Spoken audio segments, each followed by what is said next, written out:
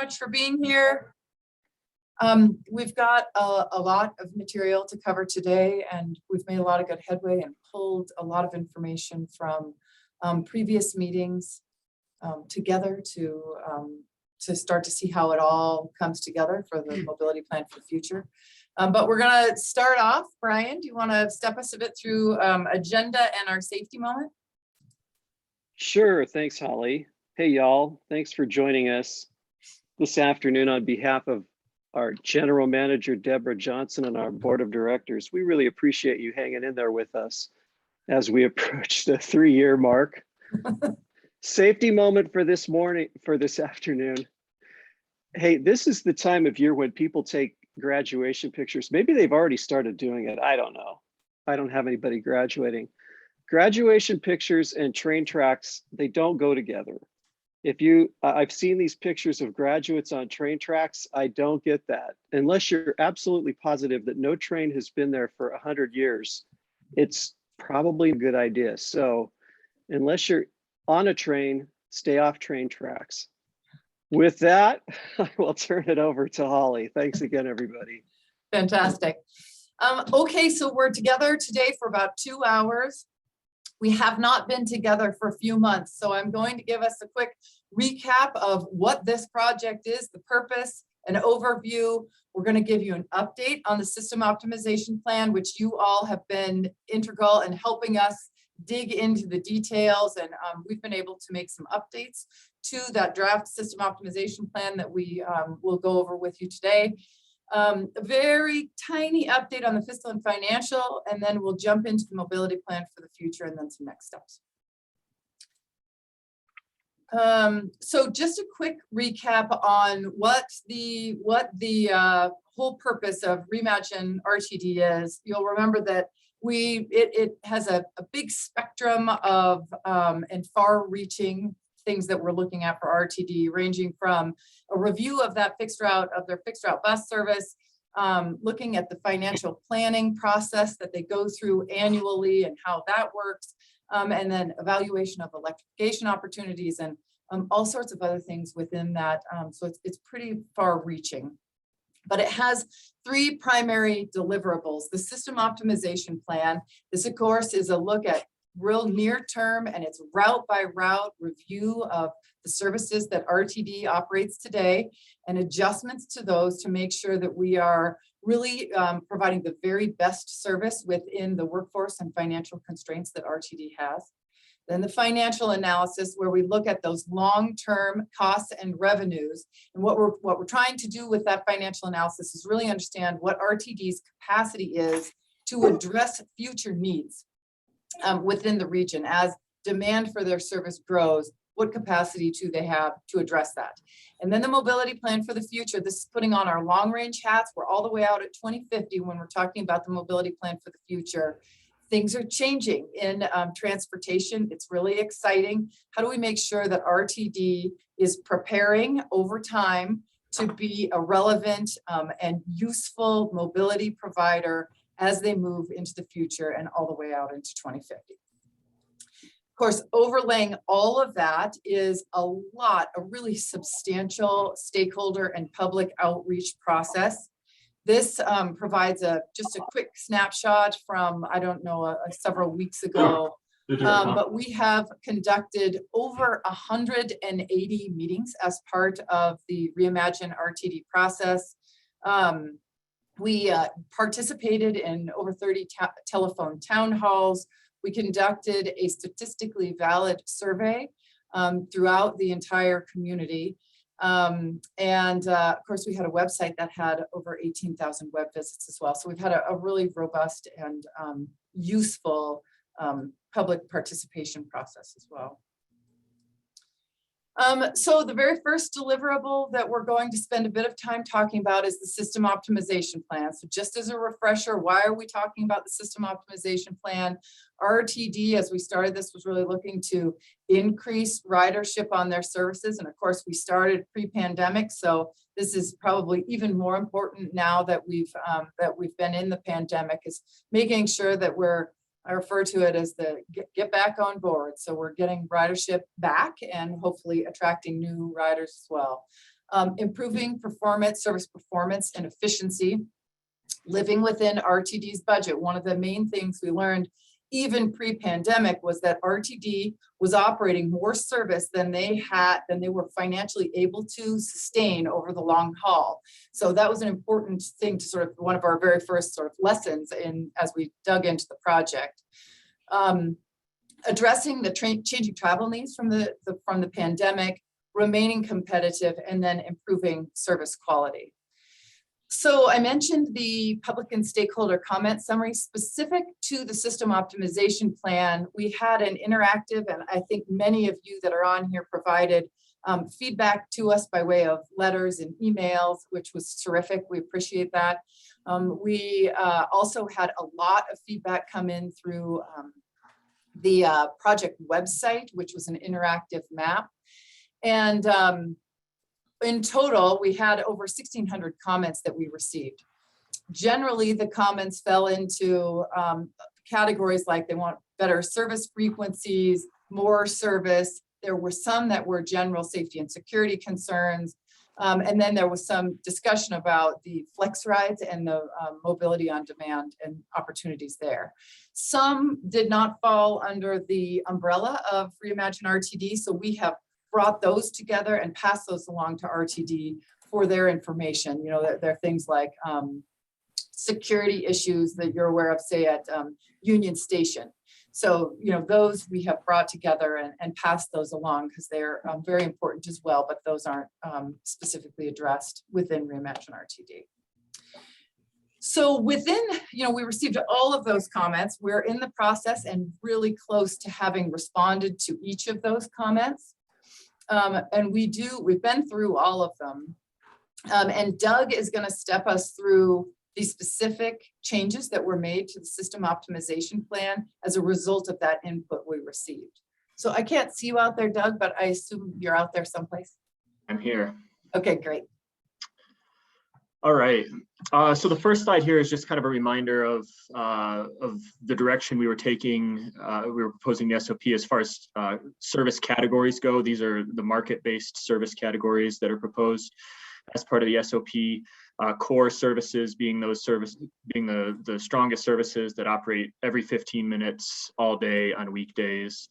Connect services being those services that still provide a regional focus across the district, but you know aren't quite as strong. So they kind of have more individually tailored spans of service and frequencies offered throughout the day there.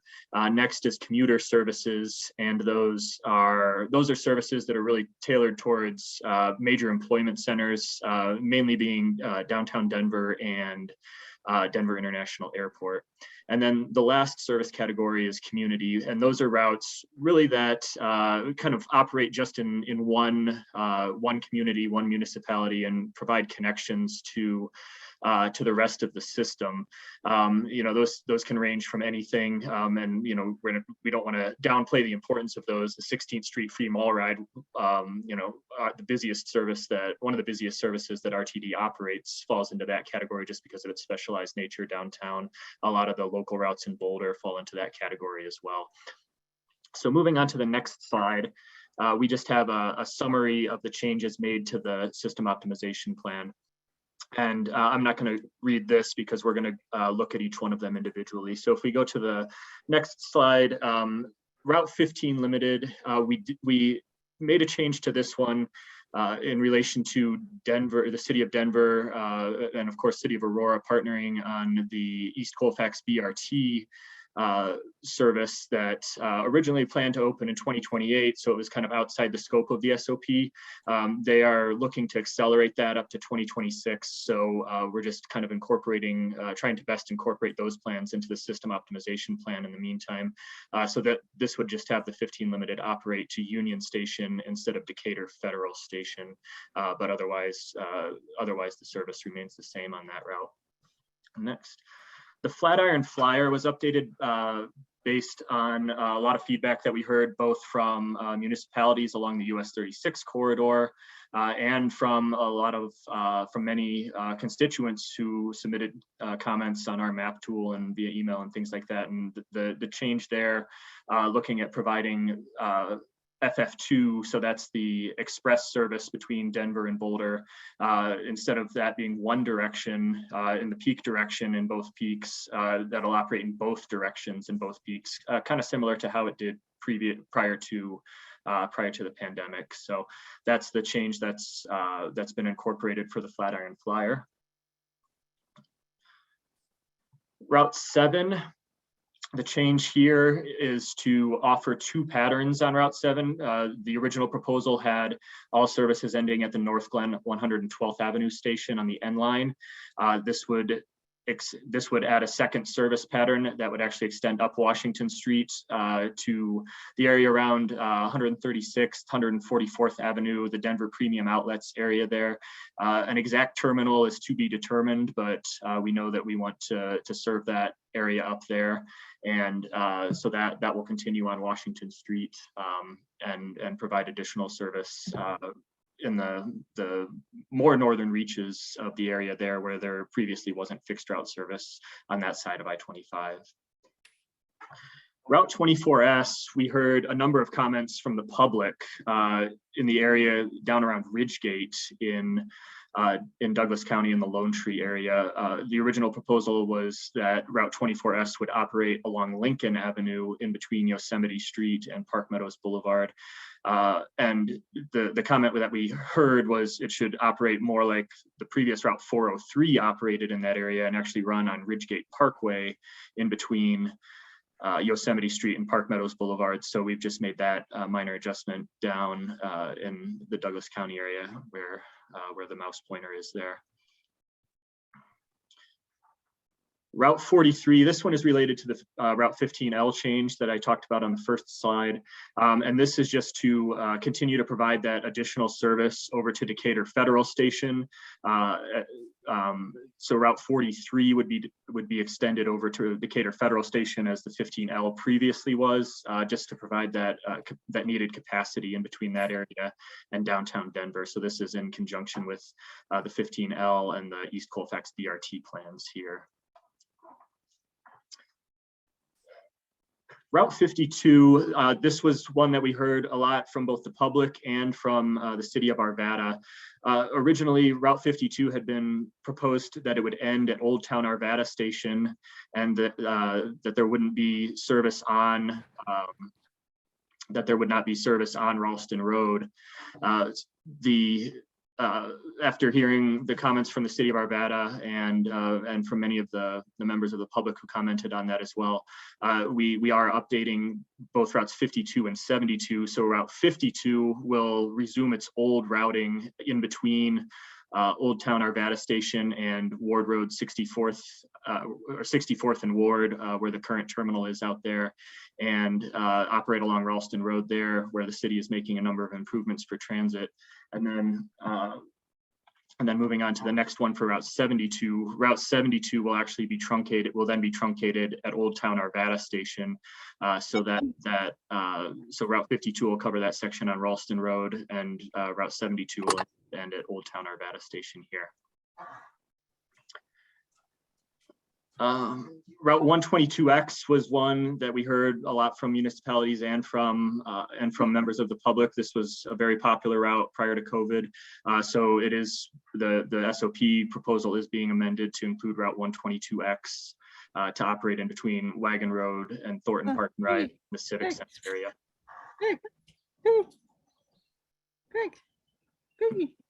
Hello. Working on it. Here we go. Thank you. All right. Route AB up in Boulder. The original proposal was that only the Route AB1 would operate. All trips would operate as Route AB1. So that would operate in between downtown Boulder Station and Denver Airport, with additional peak hour service also operating on the AB1 pattern. We heard from many members of the public, as well as City of Boulder and Boulder County and many of the other organizations up in that area, that they would like to see those additional peak hour trips returned to Boulder Junction Station. So the SOP proposal has been updated to include those peak hour trips as AB2 trips, which will operate in between Boulder Junction and Denver Airport Station. We had a quick question from Lisa on the AB. Sure. Take that right now. Yeah, I can, if Lisa wants to ask her question, sure. Sure. Hey, Doug, thanks so much for putting this together. I just had a quick question about the AB. Anecdotally, we've had a lot of passengers and employees at the airport who have said that it's been kind of rough without the 30-minute frequency during peak. Has ridership justified this, or what was kind of the logic behind the removal? I think the logic behind the removal was this. I mean, this was a change that went into effect back in 2020 when we implemented our COVID service plan. I think it's one of those things at this point, I think we recognize that that it would be great to increase the service if we could. It's one of those things where we're trying to balance our priorities against the limited resources, especially in terms of operators that we have right now. And I don't think we've been able to boost the frequency on this one yet. Okay, fair enough. And then would you remind me how often, were those peak hours, were they like in the mornings, in the evenings? Were they 2 hours, 3 hours? I think it was about 3 hours, and it really kind of coincided with the traditional peaks, 6 to 9, 6 to 10 a.m. or something like that. And then again in the afternoon from 3 to 7 p.m. or I don't know the exact times, but I believe that it kind of coincided with the traditional peaks. Okay, perfect. That's helpful. Thank you. Route AT, this one's being modified just to provide earlier service in between out to the airport. We heard from a number of airport employees, especially, that those very early trips before the A line starts running are very important to be able to reach their place of employment out at the airport. Route LX. The original proposal from the SOP was that Route LX1 would operate, which was a service that operated along Highway 66. So it operated from US 287 and Highway 66 over to I-25, and then down I-25 into downtown Denver and Union Station.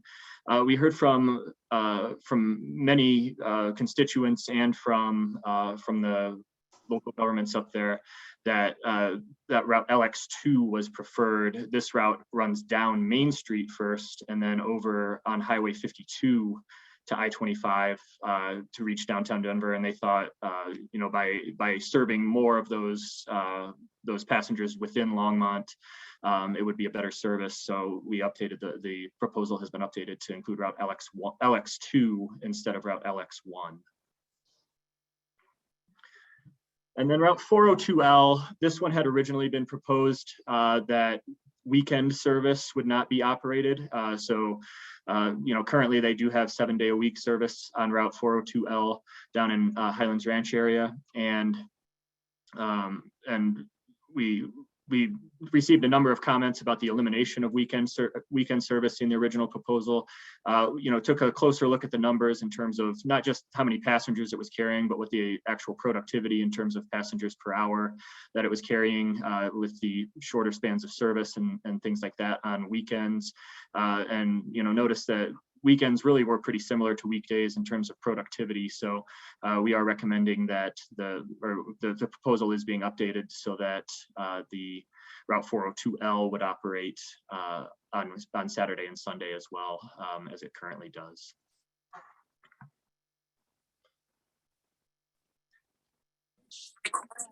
All right. And then as far as mobility on demand and flex rides, it is something that RTD is looking at coordinating with local municipalities or anybody else who wants to partner on those kinds of things. The existing flex ride zones are retained in the system optimization plan, and we recognize that there's a big need and want for this out out across the district, and RTD is working on a intake process to actually coordinate these with between RTD staff and local agencies, with the hopes of expanding this in the near future.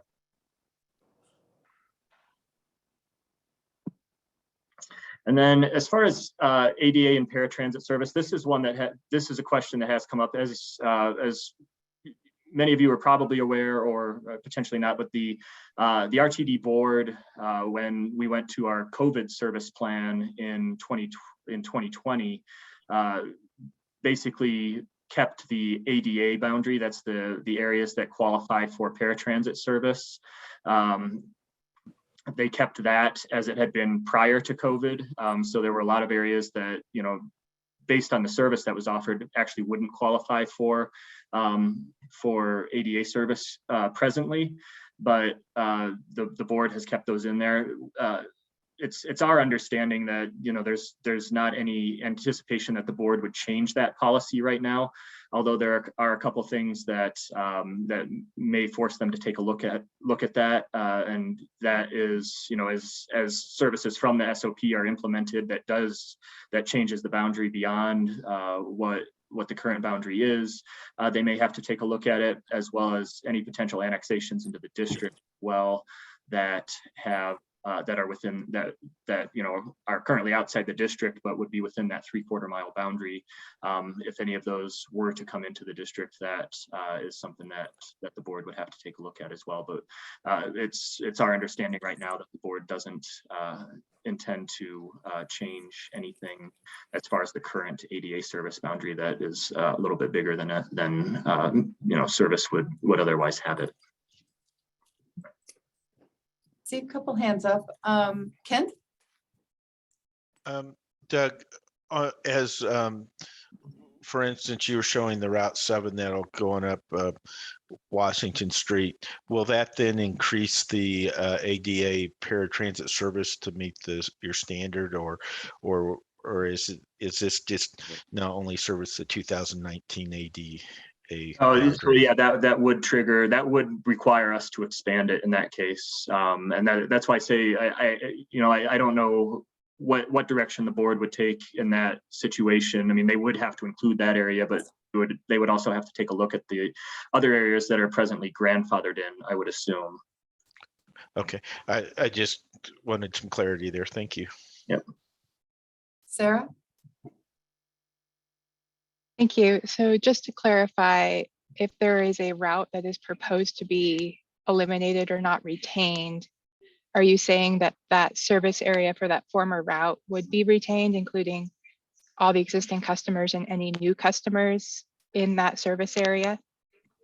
That's my understanding with the current policy that the board has adopted as far as the ADA service area, because those routes were, they existed, prior to 2020. So that is what the board would retain as ADA service area for the time being. Okay, and then once a route goes through the process to be formally eliminated, it would be retained. That's my understanding, yes, because prior to 2020. Thank you. Okay. So one of the other items thanks for that, Doug. As we met with this group, and we broke down into smaller groups, you'll recall, we looked at these service, we have it called Service Council here, but I think its official name is a service sector areas. And we worked on the system optimization plan in smaller groups because it's a lot of routes. So these, just as a recollection, define the 5 different service sectors that we have. And you'll recall we took out a tiny little morsel of downtown Denver to help try to not skew the results to. If you put that little tiny piece of downtown Denver into any one of those areas, it tends to skew it a little bit. So we've pulled that out as a separate item as well. So we put together some, what does the system optimization plan actually do?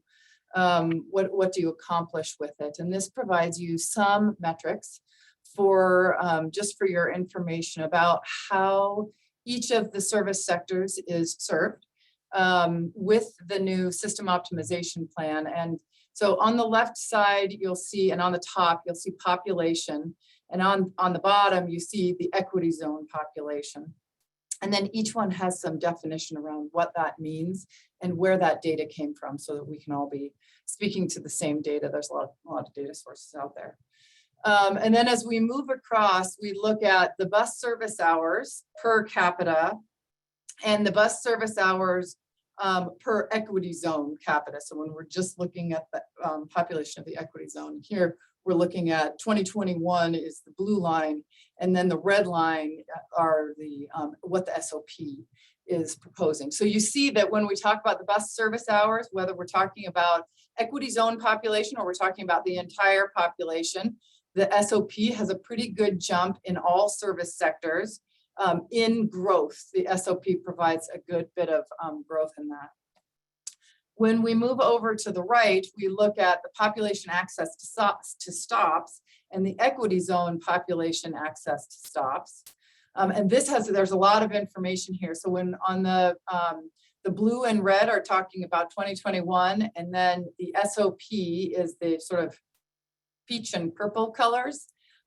So we're talking about all stops and then access to 15-minute or better stops. And the thing that stands out to me here, two things. We hold the line or grow access to all stops. And then that access to that 15-minute or better service, you see a good jump in all service sectors with their 15-minute or better service, which is great to see. When we go to the equity zone population on the bottom right, that also sees a good bump in access to 15-minute or better service with the SOP.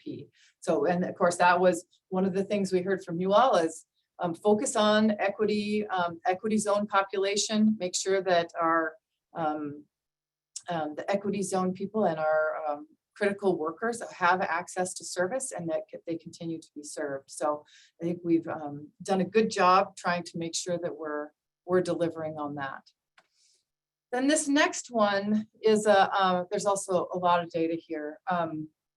The top is the number of the white bars are the number of jobs within each of the service sectors.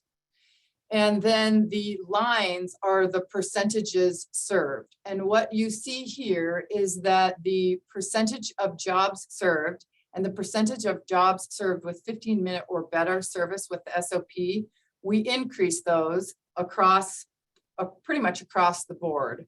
And then we pulled out from Dr. Cogg's socioeconomic data, we pulled out, and if anybody is out there from Dr. Cogg and is familiar with the job types within the model, I'd love some feedback on this. But we pulled out, based on some old data that we had, production and retail jobs in particular. These were flagged as those jobs that may be lower wage, typically more considered lower wage. So we were looking at how much are we providing, how good is our service to those particular jobs? Because that's a question that's come up on several occasions. And you can see when we're looking at the bottom graph, the red dashed line is a good ways above the peach. So we have increased 15-minute access to 15-minute or better service for that particular job category. So let's pause there. I want to talk a little bit about partnerships next, but any questions, comments? Oh, I see something in the chat. The updates reflecting those. Okay, yes. And the acceleration of Colfax BOT. Okay, thanks, David. Okay, let's go ahead and move into partnerships. This is another one that we've heard absolutely loud and clear from the beginning of the project, that partnerships are just really important. And while RTD has a lot of partnerships in place, there's a perhaps confusion, or there's not a system that is very readily available to understand and go through to implement a partnership with RTD. So RTD, we're actively working on bolstering a new and updating the existing partnership program. The recommendations include that it's styled a bit like a grant program where you have an annual call and evaluation and notice of award for projects. And our initial recommendation is that there is funding annually allocated by the board of directors to support this program. Now, I'm going to tell you right now, this has not gone to the board of directors for them to give us a thumbs up on, but from the perspective of the analysis we've done, what we've heard from you all and from other key stakeholders, we think that this is one opportunity for the board to consider. And we'd love your feedback on that. And then what we'll see when we get into the financial analysis is that there's not a lot of money to go around. So when we're talking about how much money this would be under a current scenario, it would be a fairly small pot of money. If RTD is able to secure additional perhaps sales tax or revenue in some other manner, there is an opportunity to potentially grow that pot of money for the partnership program. And we put together a very early cut at what a drafting or a scoring system might look like for a partnership program. And this is another area where we'd love some feedback from you. We used the guiding principles as the basis. So you'll see the guiding principles are on the left side. And then we started to put a rating system together where you start on it fully supports to it does not support. So for instance, using equity as one of our guiding principles on the fully support side, a project that was submitted to RTD for the grant, their new grant partnership program would focus on serving Title VI and equity populations. And we would say that it doesn't fully support that equity guiding principle if it serves more non-equity groups than it does equity groups. That's not to say that that grant, that particular project could not be funded, but it would just be part of the overall scoring rubric. Any thoughts on that? And you don't have to necessarily jump in right now, but if you have thoughts, I would love emails or any feedback that you have.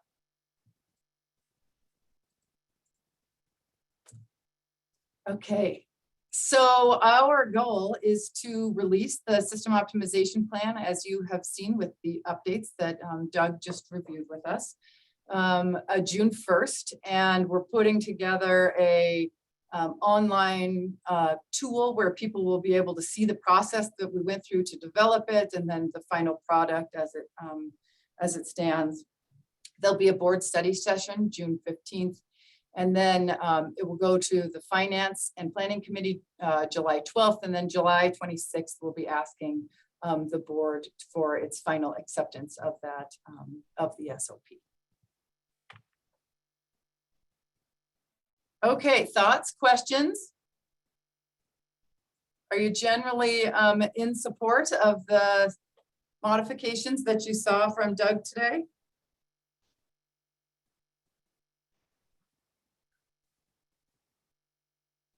I'm going to take that as a yes. All seems Sarah? to be. Go ahead, David. Yeah, I was going to say it all seems to be moving in the right direction, and we'll just work with RTD to support the economy and restoration of service as fast as is reasonably possible. Great, thanks, David. Sarah? Thank you, and appreciate restoration of some of the services that have been noted by stakeholders and working towards that. I believe that Broomfield still has some concerns about our equity populations in Broomfield that are negatively impacted, and we will need some mobility solutions to support those for routes that are not proposed to be returned in the SOP. We have some concerns about the Northwest area mobility corridors and not showing those being expanded into the future. We're really interested to know more about the mobility on demand services and the flex ride expansion. So I'm very interested when those conversations will be happening, because with the implementation of the SOP, we are going to need some solutions in the northern suburban areas of the Denver metro. And finally, I had some very specific comments along Route 120 that I don't think I've heard back on in regards to the service span. Okay. We don't need to go in detail about it, but the crux of it is that it noted that there were no changes to the service span and it showed reductions in the service spans.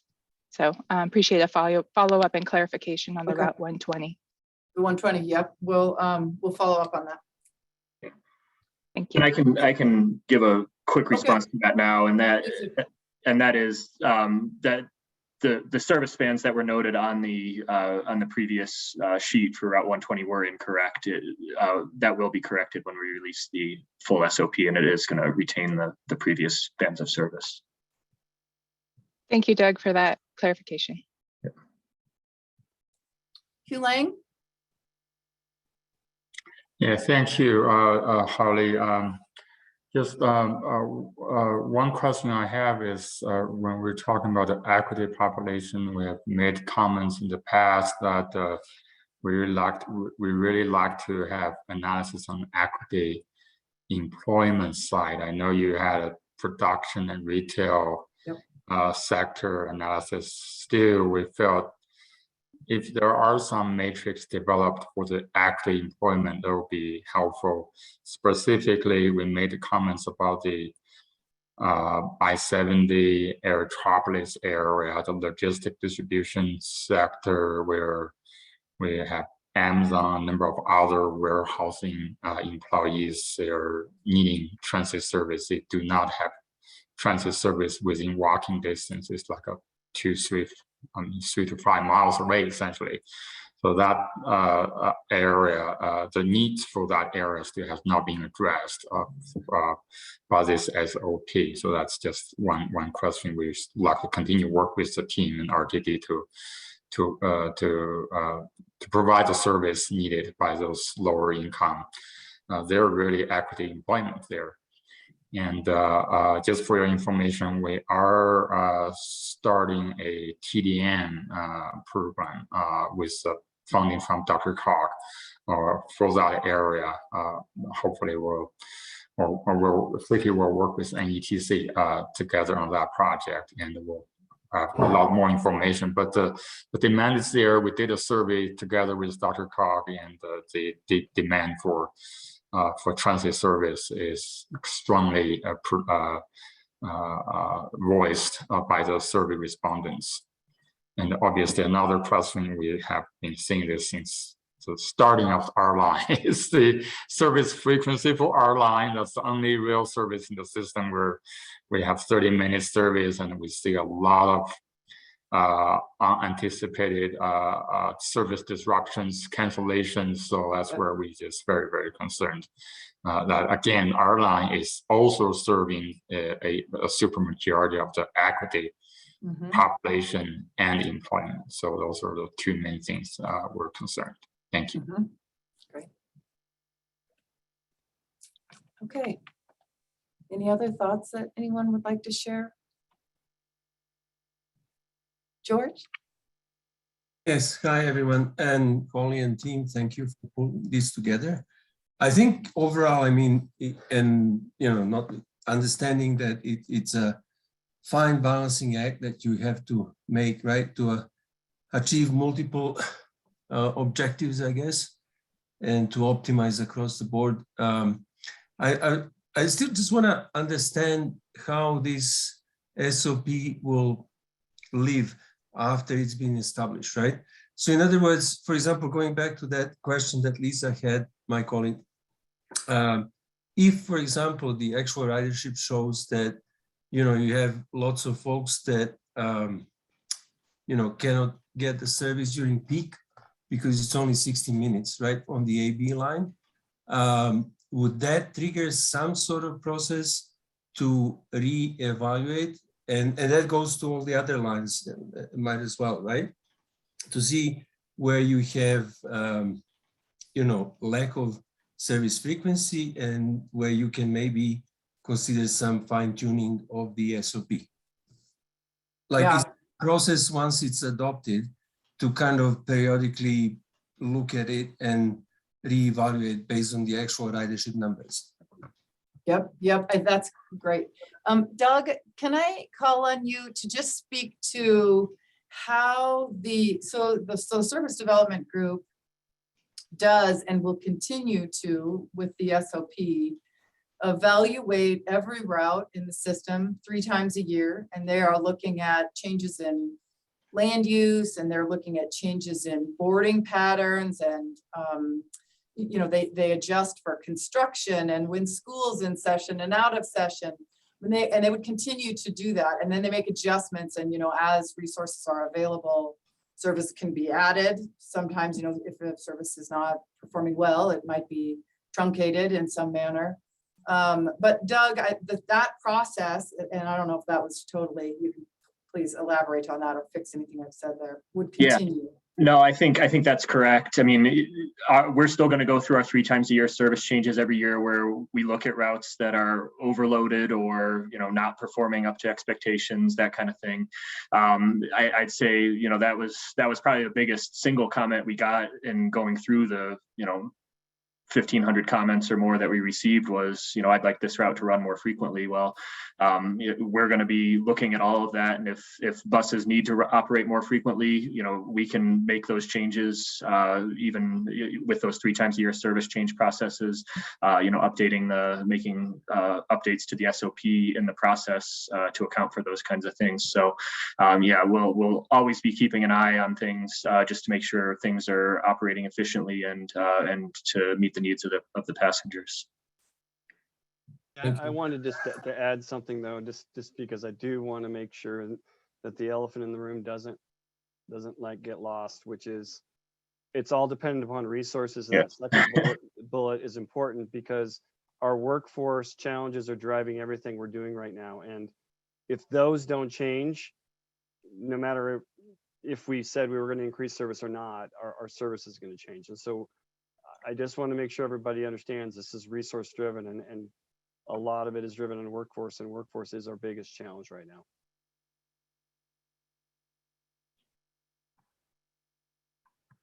Thank you. Great. Art? Yeah, you know, I was just thinking about this slide as I share it with the public or elected officials.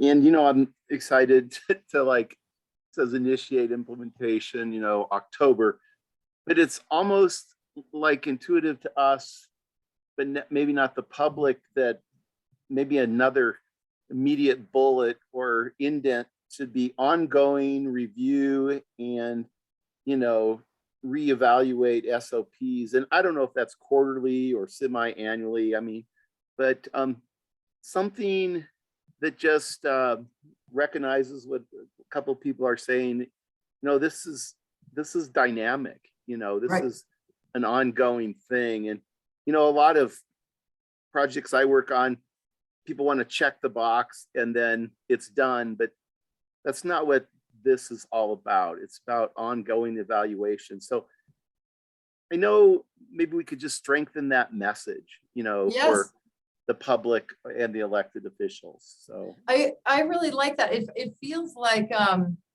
we have this dialogue on service ongoing through the service councils, but really it's that evaluation. So maybe if we add another bullet in there about that, I think that's a great idea. I'll work on it. You know, it's also continuous, as you guys know, feedback from the public too, you know, on that you guys just like, it's like a traffic engineer. We never quite seem to lose traffic engineers. Every new person that moves to Colorado is a new traffic engineer. If you've got a driver's license. That's right. So thanks. That's great. Thank you, Art. Okay, so this is really talking about, you know, once we get this through this next steps and finalized, what the how we operationalize this. I think Art makes a great point. Let's talk about that ongoing evaluation, and that it is continuous. You're never done evaluating. As long as the community is growing and changing and there's land use changes and growth, there's always a need to be evaluating the services you're providing and updating and modifying them accordingly. So let's get something in there, and then of course some public feedback as well. From a larger holistic view, any real significant changes, like if for instance, a community were to come and say, we don't, we want RTD to take a different direction, and we're not worried about providing that really strong 15-minute backbone that we have developed as part of this system optimization plan. We want to take a different approach to how we provide service. The board of directors would have to address that as a more holistic philosophical change to how you approach providing services. So, and that would be just another one to note there. Okay, great conversation. Thanks everybody for your input. I really appreciate it. We're gonna move into the mobility plan for the future, and I want to give everybody just a quick snapshot. It's not, I wouldn't even call it a snapshot as of yet, but where we are with the fiscal and financial findings. So I've mentioned this before, that prior to 2020, RTD was operating more service than was financially sustainable over time. And they were doing this in part by deferring their state of good repair. So, you know, that adds up over time and is generally not a great practice, but was allowing RTD to provide more service than they actually were financially able to sustain over time. So as our financial team has really dug into the analysis, they've looked at the projections for costs and how they're going to change over time, and how the revenues are projected to change as well. The long-term financial projections indicate that there's really limited or no capacity to grow bus and rail services or to make any substantial capital investments, including completion of any portion of fast tracks in the next about 20 years. So, which is was not really, I think that most of us are aware of that sort of financial issue was out there, but I think it's not, you know, I think we'd hope that there would be better news coming out of that analysis. So what we have on the bottom here is that there's a pretty significant gap between what we're hearing, you know, even at the SOP level, let alone, you know, at that 2050 bigger picture level. There's a pretty significant gap between that public and stakeholder expectation and what RTD can afford to do now and then into the future. So that is just, David, I see a hand up. Yeah, I just want to make sure that middle bullet, no capacity to make substantial capital investments. By that, you mean no new construction, but not inability to maintain what RTD has. Right. So the analysis does include maintaining state of good repair. So replacing your buses and maintaining your capital investments as you have them on the ground today, but not putting in new ones.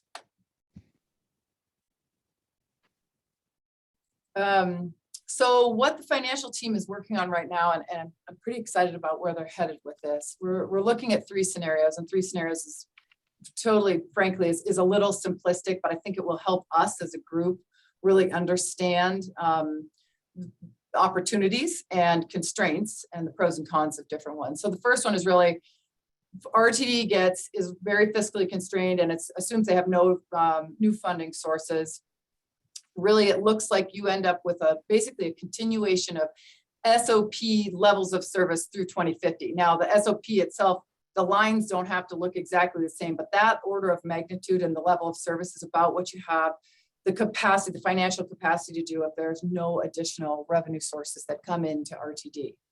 The second scenario assumes that, so that assumes you don't get any new funding, and that's the result of that. The second one is that assumes you get some moderate levels of funding. So this may look at something like debrucing and some of those Tabor restrictions being removed. It could be some kind of a sales tax increase of some sort, but it's a moderate level of increase.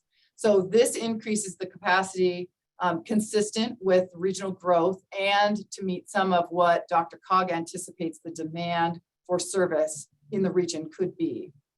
And then Scenario 3 will look at how if RTD is able to obtain a higher level of funding overall, it's more of an aspirational plan. It's increases capacity consistent with regional growth. And this one really starts to help you address some of those greenhouse gas reduction goals that we have at the state level and some of those bigger, more aspirational goals that we've identified even in this group. So we have 3 scenarios that we're looking at. There's a lot of nuance behind them, but we're going to bring you more information as we have that available. So the next steps and financial planning team is working on this diligently right now, but really identify the gaps in funding. So what are we trying to achieve, and what's the gap that we need to fill? Opportunities for those additional revenue sources, and this ranges from, I mentioned restrictions on Tabor, removing restrictions on Tabor. Could be a sales tax, a property tax. It could be things like charging for parking in that realm. And then, of course, grant and opportunities from the federal government is included in there as well. And then they're developing a set of funding strategies to help identify how we might best move forward to meet the needs of the region. So any questions or thoughts on that? I know there's not a lot of details in there, but if you have questions. Elaine? Yes, thank you, Holly.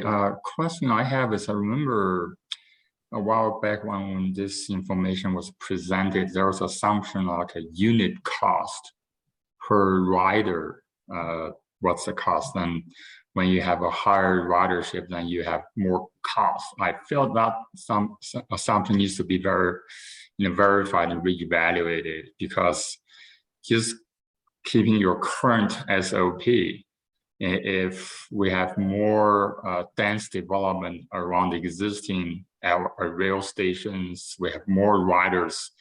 The buses and the trains still have capacity to carry. So you just keep the current service, same level of service, same frequency, you have more riders. So a simple unit cost per rider shouldn't be a valid assumption in terms of the cost, revenue needs or the budget financial need for the service. So that's just one. Another question I have is just look at the, don't know if you have looked at in terms of the potential impacts by gas price, whether that will impact the ridership. That's just something you can, we saw that in 2008 when the gas first went over $4, and there are a lot of increase in ridership. Are we going to see something similar when the gas price keep going up? Right. Okay, let me tackle the first one. We have used some unit costs, very high level unit costs in the past in conversations we've had here. When we're talking about the financial analysis that was done for this particular exercise, it is a incredibly robust digging into the details of line item costs for RTD. That is, there's no basic unit cost assumptions that are used in there.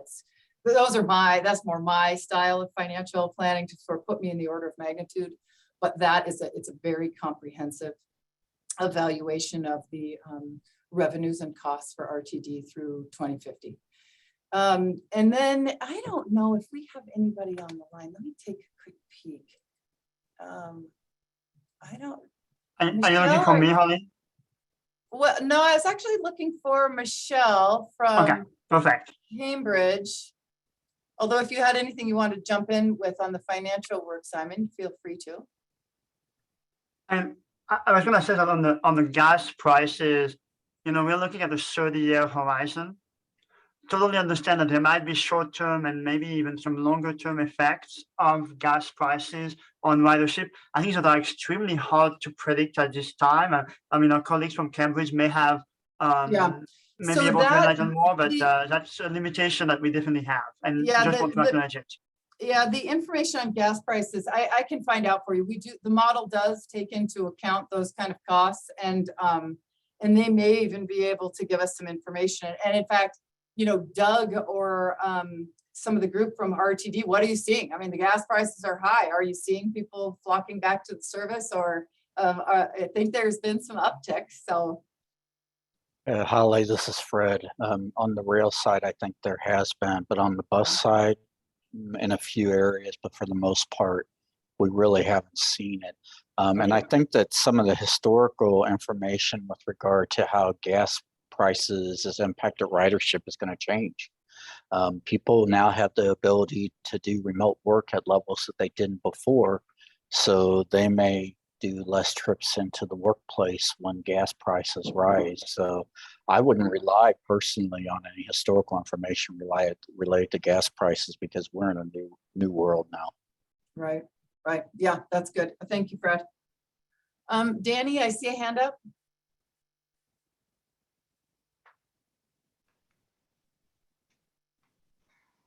I think you might be muted, Danny. Oh, there we go.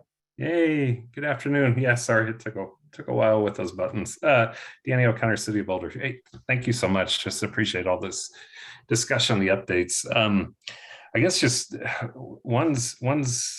just one comment, maybe suggestion, and then the other is question on mobility plan. But those scenarios are going to be really interesting. And, wondering with scenario one kind of being the baseline, assuming SOP service levels, which are, I think if my memory is right, that's 85% of pre-COVID levels eventually. I'd be interested if the analysis can get to points where it says scenario two would be, I don't know, 100% of pre-COVID or whatever those percentages turn out to be as far as what that becomes as far as service levels on the street. I think that would be a really just a great way to understand and kind of differentiate them. And I'm sure that's part of the analysis as you're going. And then I guess the second question I have, and it's really related to the scenarios and the financial assumptions and inputs, but how will you or will this really consider the fare study that's underway and how there could be some different changes with what that looks like as far as assumptions plus or minus or what have you? How is that being factored or I guess really kind of co-coordinated with this? So yeah, that's a good question. So Simon, if you're back out there, off the top of my head, we've had quite a few conversations about fares, and we've been sort of conservative about that, not having as much information as the final yet. So I don't think I can answer Danny about the how the fares are accounted for in there. Okay.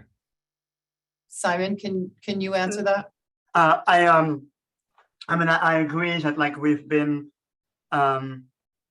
assuming we have the same first scenario for all the three scenarios, and we're basically assuming that fares so like are commensurate with the increase in the fare evolution is commensurate with the increase in cost and in inflation over the period. Like I think the model, as you said, Holly, is fairly detailed in terms of unit cost, but it's also trying to look at things on a 30-year horizon and certainly does not look at impact of specific fare changes year on year. Does that make sense? And I see that Brian has his hand up and maybe he wants to add something. And Brian, I hope I'm not mischaracterizing anything. No, thanks, Simon and Holly. Real quickly, I know we got to move on, but it's probably helpful for people just to understand one basic differentiation in the manner in which we're explaining financial. The system optimization plan is predicated on what we call our midterm financial plan. So the board adopted a midterm financial plan that took us out to 2027. And what we did is we calculated how much revenue we anticipate is going to be available to provide rail and bus service. That turned out to be 85% of where we were prior to the pandemic. So it's a fairly simple calculation, if you can think of it, where we are now at 70 plus or minus to get to 85. And it's driven by what we think our resources would be, as Bill Soroy said, as long as we can have 100% of the operators we need and cleaners and maintainers and all that, then we can get there. Now, differentiate that from, so that's a fairly arithmetic build up from where we are right now, 2022 to 2027. Now, what is different completely is how we approach 2030. Now, that's where we have financial modeling that's more tied to ridership from the DRCOG model that we share with DRCOG.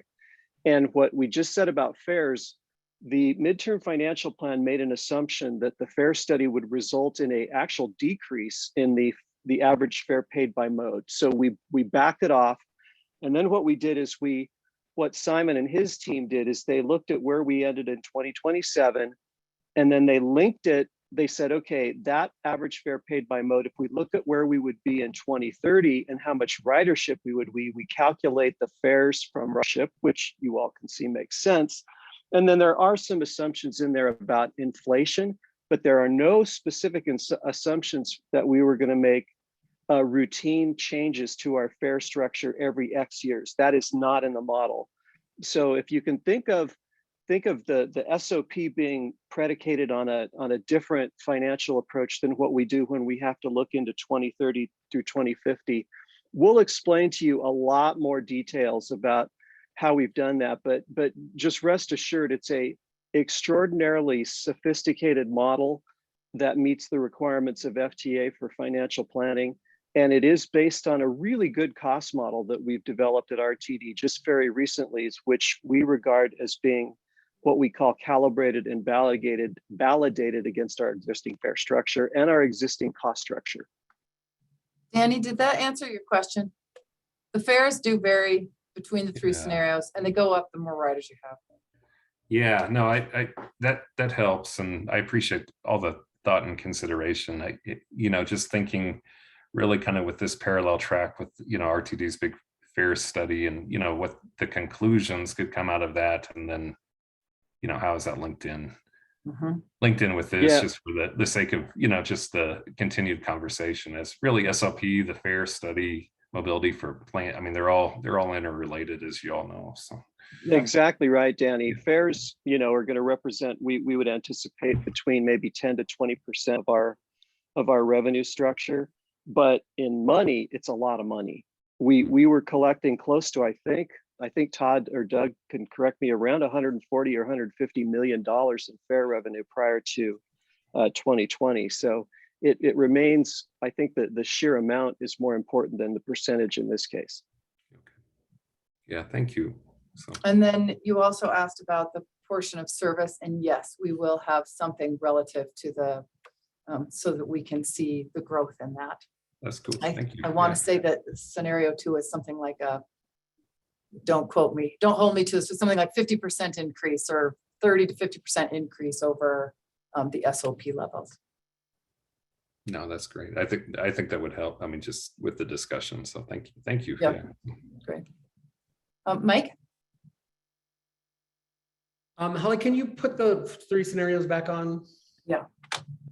So I'm mindful of Brian's noting that we've been here 3 years, and I've been hopeful that something would be reimagined.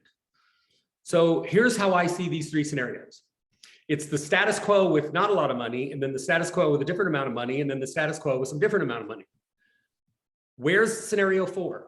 Where's a radical reimagining? Where is, let's just start over and put and blue sky this? Where is anything reimagined? Because I want a scenario 4 or 5. Okay. All right. All right, let's move into the mobility plan for the future and see if we can get some stuff in there. Thank you, Mike. Kent? I was going to suggest in scenarios 2 and 3, it might be good to show how you would start meeting the 2004 fast tracks commitment of miles of track, additional track built to complete the system, or does number 3 get us to the complete system, those type of things. Yep. And is it not 20 years out? Is it 5, 10, 15? What is it out by going to those different scenarios? Right. If you get to, I just think that would be good to know, if we keep the status quo, as Mike calls it, or how do we meet the commitment that was made with when the voters passed the 2004 fast tracks. Yep, that's a great call. We'll definitely add more detail around that, and hopefully we can get some useful timeframes, or at least bands of time that seem reasonable for that under those. Thank you. Ron? Just a quick question. I want to clarify. Brian, did you say the revenue forecast is basically showing revenue of 85% of pre-pandemic level revenues for RTD? No, Ron, thanks for the question. What it shows is that we anticipate that if you calculate based on our current cost structure, how much service we can afford to provide at the end of the midterm financial, that translates into revenue hours that are approximately 85% of the revenue hours that we were able to provide in 2019. So it's an alignment of our cost structure with our available operating revenues on a sustainable basis. And that's acknowledging that we will have a drop off after the ARPA money is gone and one-time special money. So the budget is built to indicate to the board that an SOP determination is achievable with the financial resources that we anticipate with the midterm financial plan. Did I answer that, Ron? I think that was helpful, and I think I misheard revenue hours for revenue. And I appreciate Yeah, that. I'm sorry. Look, Yeah. no, I'm sure it was me.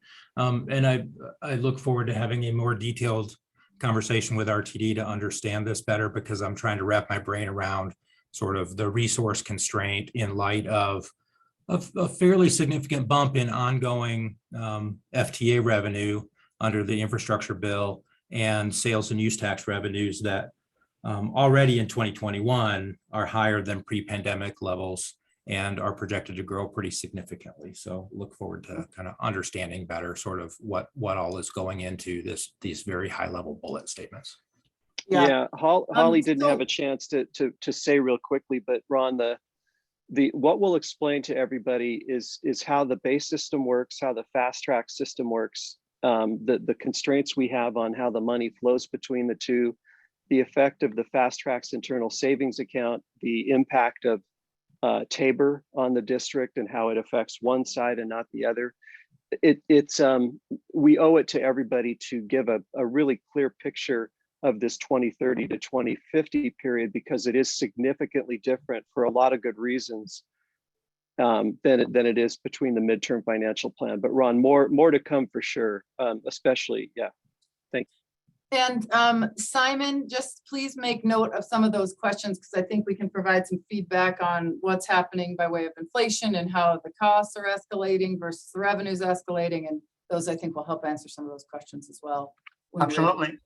Thank you. Okay. So now let's dive into the mobility plan for the future. We have about 45 minutes left together, and we have several slides of bringing together all the strategies and information that you have been providing over the last couple of years as far as the mobility plan for the future goes. So just as a reminder, of course, we started with the guiding principles of what RTD does and what they value, and how those set the stage for all the recommendations that are made in the mobility plan for the future. We have some other studies that have been done that fed into it. Of course, we had a lot of public engagement. We're looking at the future and trying to understand the demand. And we did a little bit of scenario planning together.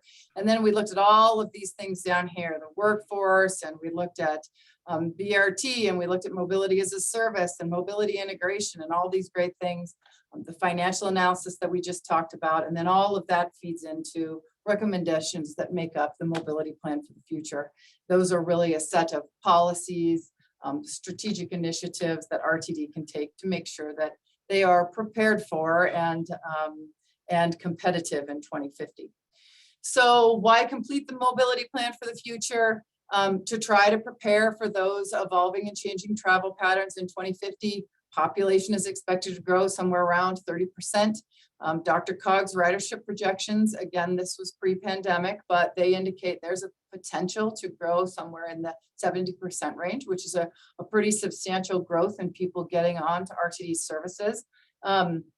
Those services might look different, but even if they look different, that's a lot of people to move around. So we have to make sure that RTD is prepared to do that.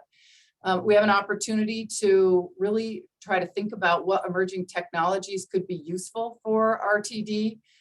Support equity populations has always been top of mind, restoring community trust, and then creating a fiscally constrained and needs-based plan. And that's really what we've been talking about from the financial perspective. And then, of course, while we were working on this, RTD completed their strategic plan, so we want to make sure that we're well aligned with that.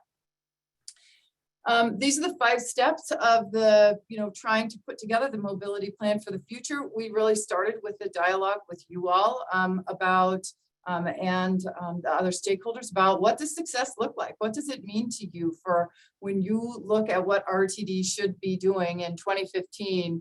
What does that look like to you, and what constitutes success? And then we went through a process of evaluating alternatives and looking at trends and how those might influence RTD.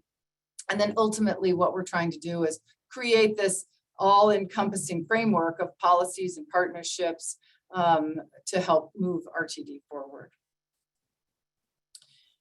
So from all the input we've received and the outreach we've done with the public, work we've done with you, and information from our technical experts, here are a few of the key takeaways for the mobility plan for the future. And we provided some of this in the summary document we sent out, so hopefully you had a chance to take a peek at that. There is strong support for enhanced service to social equity populations. That continues to be an important priority. All groups favored RTD acting as a mobility integrator. Now the difference here, we asked people about RTD being the operator, the innovator, or the integrator, and people came to RTD has a great role in the region of being the integrator. But people did not feel that RTD should be the innovator of emerging technologies. And they did not feel that RTD was in a good spot to be operating all of those services. They did not think that RTD should be running scooter programs or bike share programs or any other thing that came up, that's new and emerging and coming out, but they do want them to integrate with them and make sure that we have a seamless system across the region. You all and the advisory committee supported that high frequency service to transit supportive land use over a coverage-based system, but the preliminary results from the board of directors indicated more of a preference to a coverage-based system. General support for more service, just more service everywhere, strong support for reliable service, and then there was strong support for RTD really providing that, being the regional backbone, and then the more localized services being provided and potentially paid for at that local level. So we put together, from all of that information, we put together these 7 statements as what does RTD look like in 2050? What do they do? You're in 2050 and you're describing RTD to someone else. And these were some statements that we identified from all of the input that we received from you. So integrator of regional mobility services, we talked a little bit about that. Provider of high quality, high capacity transit system, prioritizing services for those most in need. Now, the thing that I think is interesting about this second one is that it really comes to that high quality, high capacity. There was a fair bit of dialogue. Should RTD scrap this 40-foot bus thing and we don't provide mass transit, but we're going to provide personalized Ubers all over and autonomous Ubers everywhere throughout the community?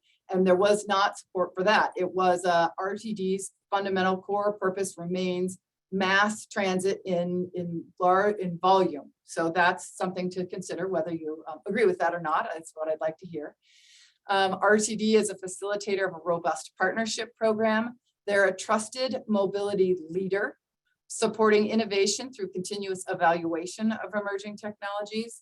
An employer of choice, they're financially stable, and they're an active regional partner supporting mobility and state climate action goals. So those were the statements that we felt encompassed what we heard. from you all about what RTD should look like in 2050 and what they should be doing. Julie? Absolutely. We're going to do a Minty exercise. So if you want to go to the next slide, do we have our, you guys are familiar with these now? I think actually, Matthew, are you going to pull up a Menti, Matthew? Yeah, I'll share my screen. Okay. Terrific.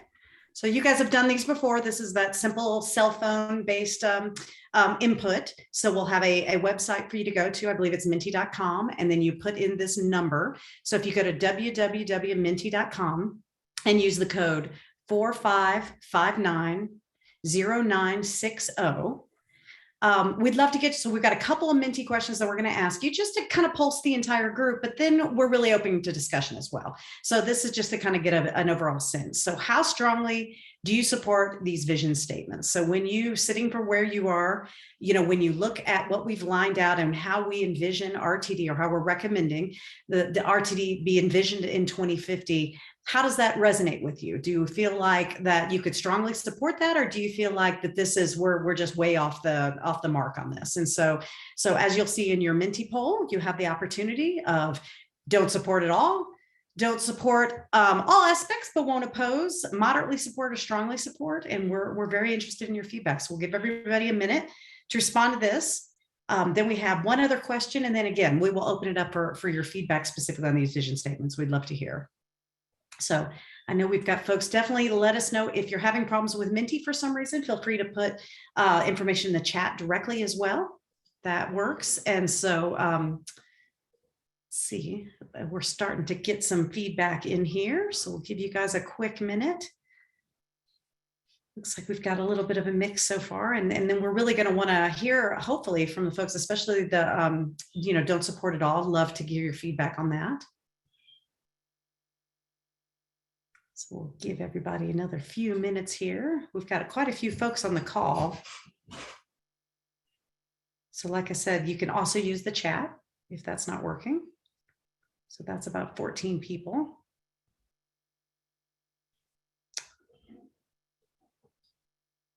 See? All right.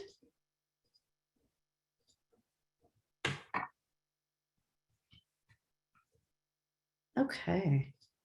These feedbacks still coming in. We'll give you guys just another minute. And then we can go into the next Minty question, but then we do want to, or I guess we could stop and just do a couple quick questions on this.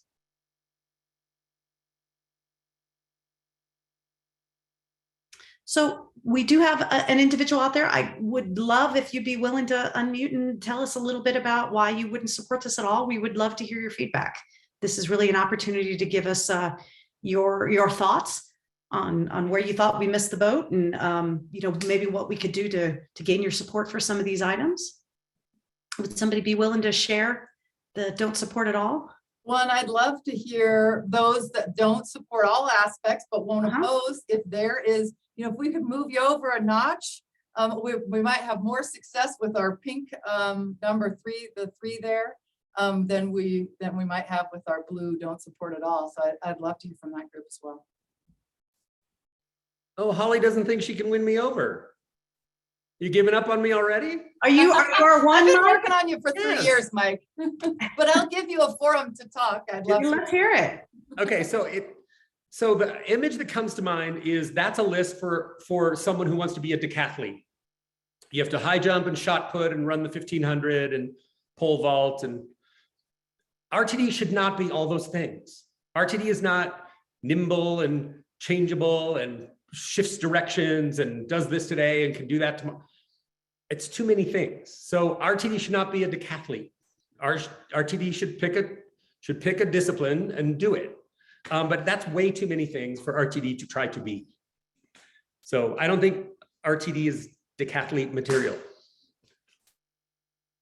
So what would you have RTD focus on then, Mike, if you had to pick maybe more? I think the time has come for the last one, and to have some really hard conversations with elected officials to say, look, we're not going to tell you what your land use needs to be, but we are going to tell you that we're going to put transit where there are lots of people. So you want to build 20-story buildings, we're bringing you buses really frequently.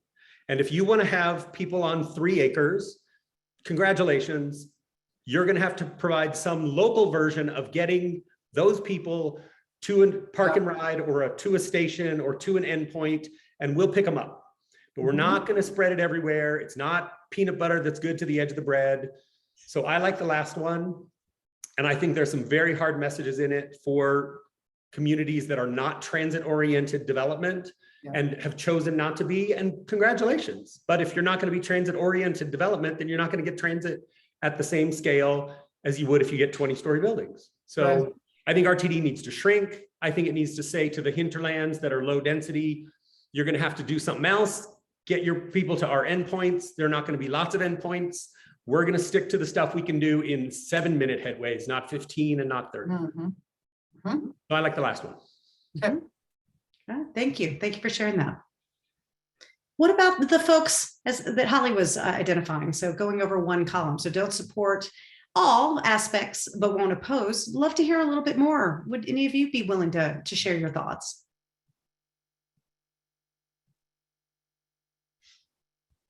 So Julie, let's, if we don't, please feel free to chime in through this. We've only got about another half an hour together, but we do have some items that I think speak to a bit to what you're talking about, Mike, and I'd love to get to those. So let's move into the next, oh no, this means I have to share again. Oh, okay. Actually, Matthew, can we skip this one and we'll come back to that. And I'm gonna go share my, I'm going to share my screen again. Oh, if I can, you know, this is not my. No, I think this is a nice opportunity. It's the pressure because Brian is here. Yeah. I think this is an opportunity, I think, because this next section goes into a little bit more detail about these strategies and exactly how it would work. So I do think that would be really helpful, especially as you guys are sort of evaluating your thoughts on this. So I think it's a great idea, Holly. Okay, so let's go into those. Okay, so what we've done. You'll remember in March of last year, we had a whole ideation session about what we're going to do, how we're going to do it.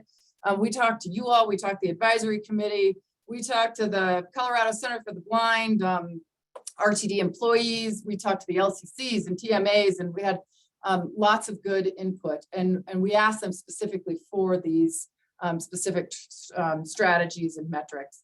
So just as a couple of examples that I want to throw out here, and I'm not going to ask for feedback on these first couple of them, but it is, one of the statements that we made is that RTD needs to be the employer of choice. And I know, Mike, you talked about maybe covering too much ground with RTD, but RTD cannot cover any ground if they cannot get the employment and workforce under control and attract more people to this as a profession. So this, I think, is a really important aspect of what RTD needs to do. So we identified what should RTD do. They need to foster a dynamic, diverse workforce that promotes engagement and innovation. We've identified these strategies in here. These largely came from our ideation with you all. So you'll probably see some of your work in here. I think David Krutzinger, I think we talked about the cooperative CDL program that was underway, an annual engagement survey to make sure you're pointed in the right direction, a stronger part-time program. There's discussions in here about childcare. So, you know, and there's actually more than this that are recommended, but RTD needs to address the workforce issue.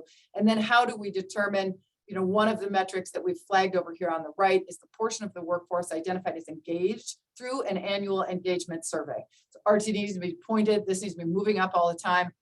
They have, I can't remember the percentage right now, but the last time they did this, it was pretty low, and also indicates why they're having, I mean, there's a whole workforce shortage in the entire industry, but we're not helping matters if people are not engaged and don't want to work at RTD. So we need to address that. Financially stable, I would say again, this is, you don't have any choice. If you want to run and operate a system, you cannot be running more service than you have capacity for. You have to be financially prudent, and you are responsible for being a good steward of the taxpayer dollars. So here we've identified creating financial stability and serving as a good steward of taxpayer dollars. This goes down a laundry list of items that RTD can take care of, and prioritizing the state of good repair, that we're not going to put that off when it's going to be more costly. We're going to operate service within the agency's capacity. We're going to work to remove TABOR restrictions is one of our recommendations in here. We have retained the FISA within this, and then you can see the others that are that recommendations have been made for completing the long-range financial planning every 4 years. When we move out to the right, how do we know if we're achieving this? Our metric is looking at cost per boarding, that we are looking at the funding available compared to what we have a need for. And then of course, how we're doing on the state of good repair and if we're keeping up with replacing assets as needed. So those two are just for background and perspective on how we're bringing these together. And this is where I'd really like us to dig in. And actually I might move us, let's look at the time. Well, let's go ahead and go through these. So one of the first statements and one that we've talked about from the beginning of the project is RTD being an integrator of mobility services, not the operator of services, the integrator. So when a scooter system comes to town or a bike share system gets put in place by one of the local agencies, RTD operates a platform that allows a user of the RTD service to learn about and access the scooter program, the scooter itself or the bike itself, learn of its availability, its cost, and really integrate all of those different services for a nice seamless platform. So what we identified here is to improve the customer experience through integration with other mobility services. And then we identify several strategies here in order to make that happen. And then the metric is a customer satisfaction rating from an annual survey and year after year increase. So do you want to pause there, Julie, or do you want me to kind of continue to go through them? Yeah, we could pause really quick and see if we have any thoughts on this specifically. Okay. Why don't I keep them up and you can just ask? Yeah. So what do you guys think about this? Does this resonate with, consistent with what you were thinking?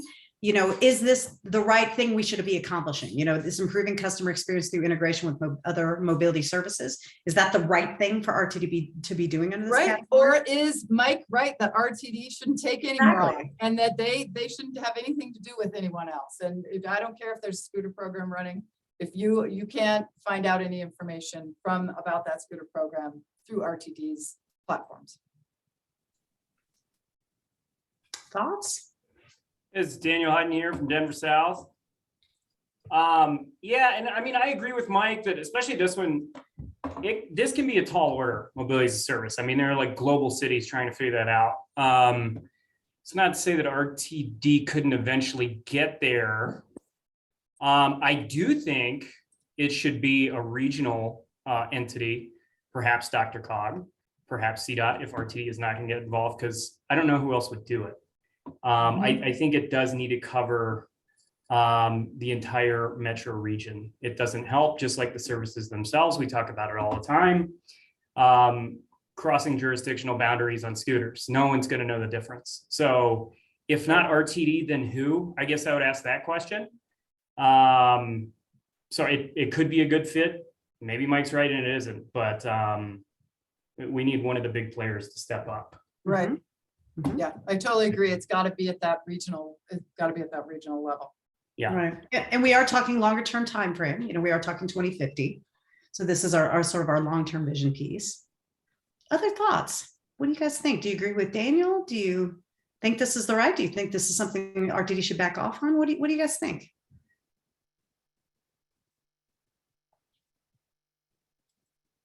Come on, you're not a shy group.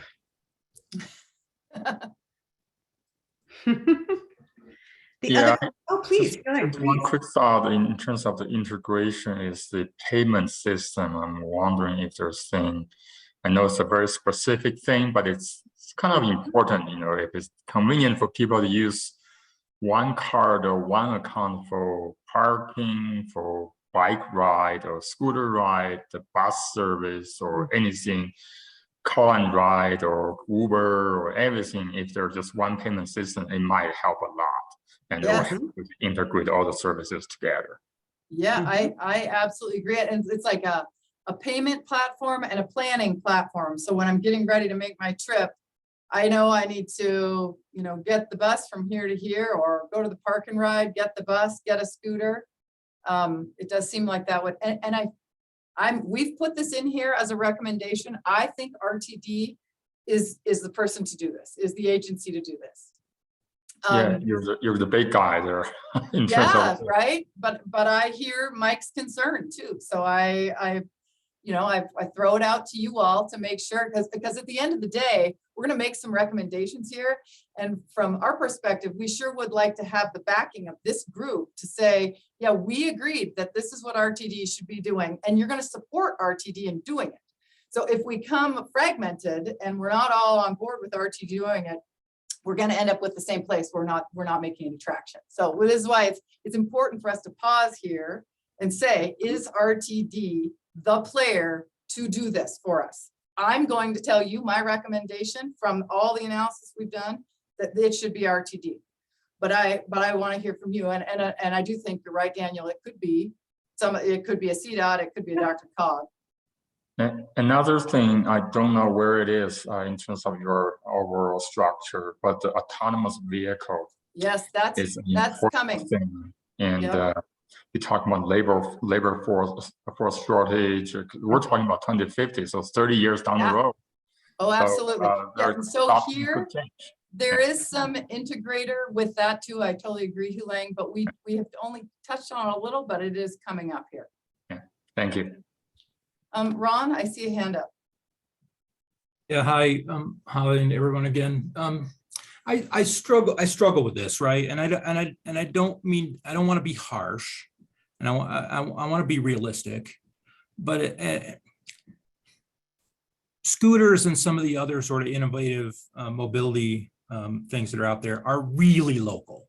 They're really short trips. We're doing a lot of work with jurisdictions around the region that have sort of shared bike systems, shared scooter systems in place, and we're collecting data, we're monitoring data, and we're finding that those trips are really short and really local.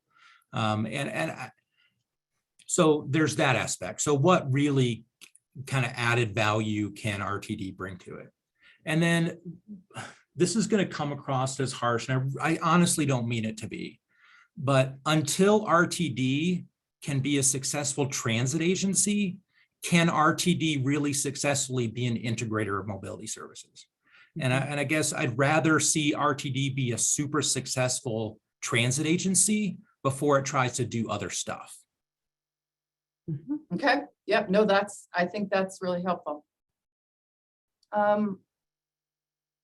Let's see. I see. I'm not sure my hands. Daniel, I see your hand up. I'm not sure if that's a previous hand or.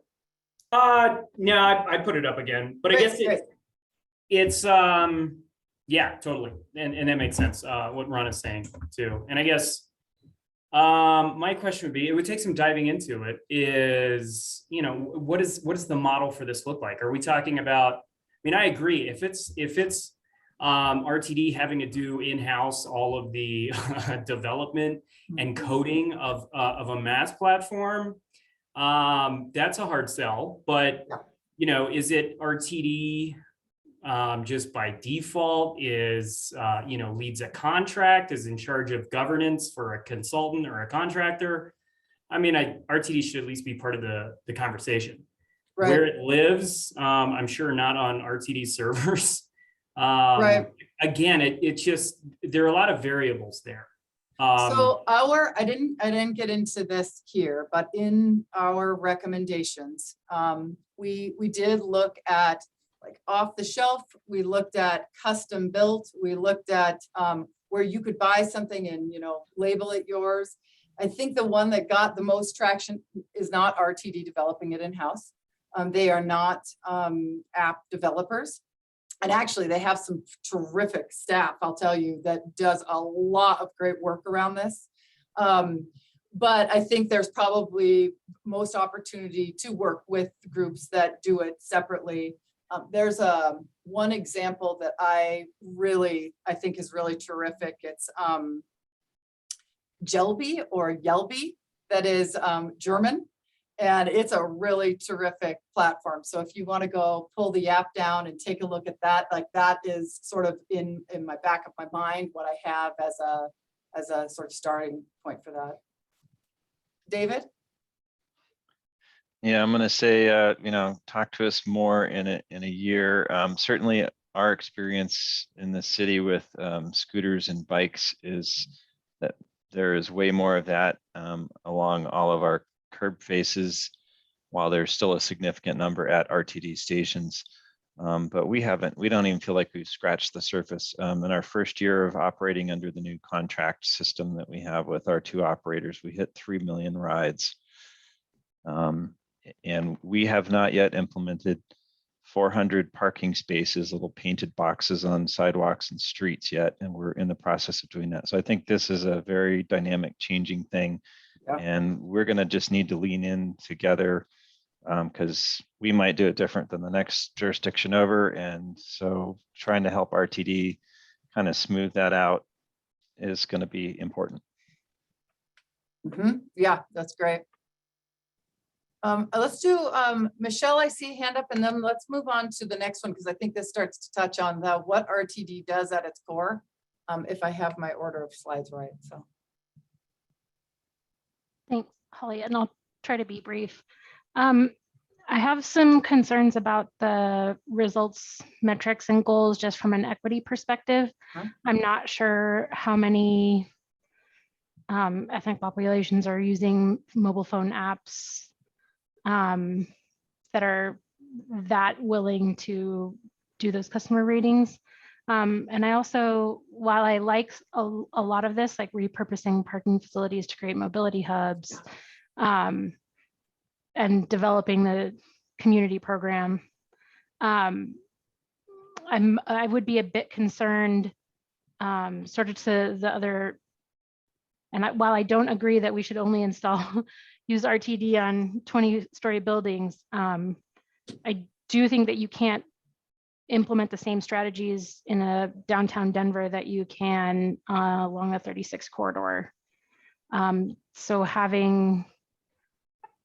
I think that level of detail should be with, potentially the counties or Dr. Cog, and really having them be the owners, where they potentially have a better working knowledge of the needs and integrations, if that makes sense. okay. All right, thank you. All right, let's move on to the next one here. Okay, I'm actually I want to come back to that one, because I feel like this one is probably the more pertinent one. So here is where we talked about RTD is a provider of high quality, high capacity regional transit system, prioritizing service for those most in need. We identified, so there's 2 pieces to this. This is just the piece that talks about the high quality, high capacity regional backbone. And then we're going to have a whole nother slide where we're going to talk about access for social equity populations. So when you don't see that in this one, that's why it was just, it was too much for one slide. So just focusing on that piece of the high quality, high capacity regional backbone. Let's talk a little bit about this, because I think there's some in here that start to address some of these issues too. So RTD would operate and fund regional routes that serve the highest demand travel shed to create a regionally focused backbone. They would work with and collaborate with the agencies to build a reliable BRT system with dedicated lanes. They would increase that system-wide bus capacity. They would enhance bus accessibility with ADA upgrades, increase capacity of the light rail system, increase capacity of the commuter rail system through completion of fast tracks and Union Station. And then we have some metrics over here on the right, the portion of the system that provides 15-minute or better service all day. And then the goal being double the number of routes with 15-minute or better service. The metric being ratio of transit travel to auto travel time being 1.5 or better. That's pretty optimistic. And then the transit mode share being 10%. And then would you like to go through the equity ones, or do you want to just stop here and dialogue about these? Why don't we do equity? Because then I think it puts the whole picture together. What do you think? Kind of comes together. Okay. Yeah. So when we talk about equity, here we have prioritized access to high quality service to social equity populations. And here we've touched on prioritizing service investments in social equity communities to ensure that their mobility needs are met first. structure services to connect social equity communities to their destinations efficiently, prioritize capital investments in equity communities to ensure their needs are met first. Oh, I think that's duplicated. And then develop a mobility wallet that reduces fares to better meet their needs. On the metric side, we have the portion of social equity population groups with service 15-minute or better service, portion of social equity group that has access to service within the district, and then the portion of annual capital investment funds spent in social equity communities with the goal of 40%. And that was consistent with the federal dialogue around Justice 40, if you're familiar with that. So what are your thoughts on this one? So similar discussion. We've got high capacity regional transit system. We also have our focus on equity communities and equity zones. What are your thoughts on this? Does this, Ron, please. If I had my druthers, this strategy and the previous slide, RTD would optimize the results of these two and build a system around that. Mm-hmm. Okay. Great. Thank you. Kent?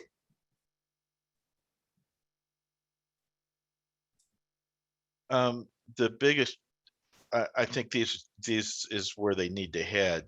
But if you look back 30 years ago, the equity population has probably moved since then.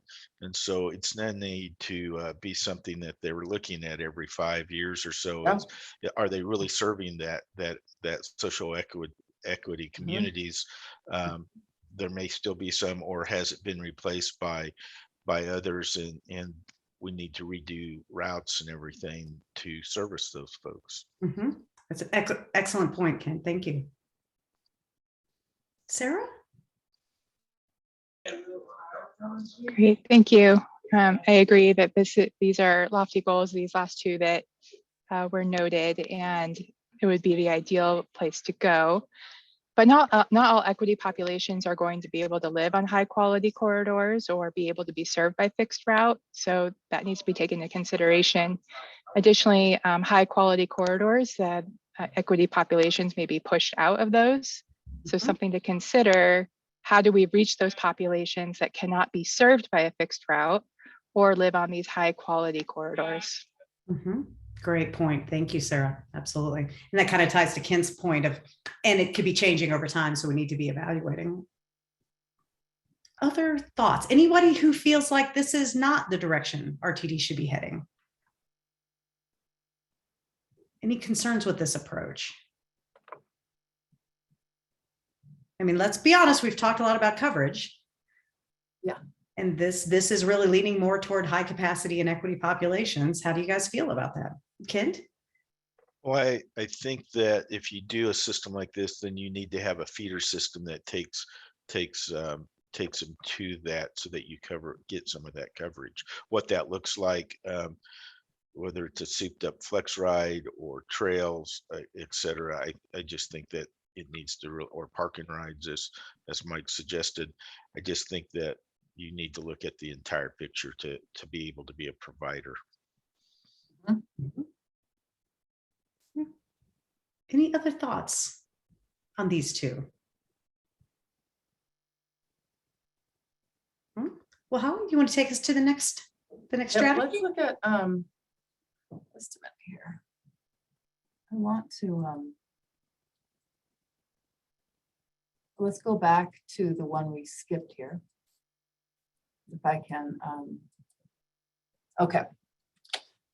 So this one, I can't remember who it was, but somebody mentioned autonomous vehicles. So trusted mobility leader supporting innovation through continuous evaluation of emerging technologies. So this is sort of the balancing act of RTD is not going to be the, based on the feedback we got, is not the innovator. They are, we're looking to them to be the integrator of great services and activities and mobility options that come into our community, but the RTD is not the pusher of them.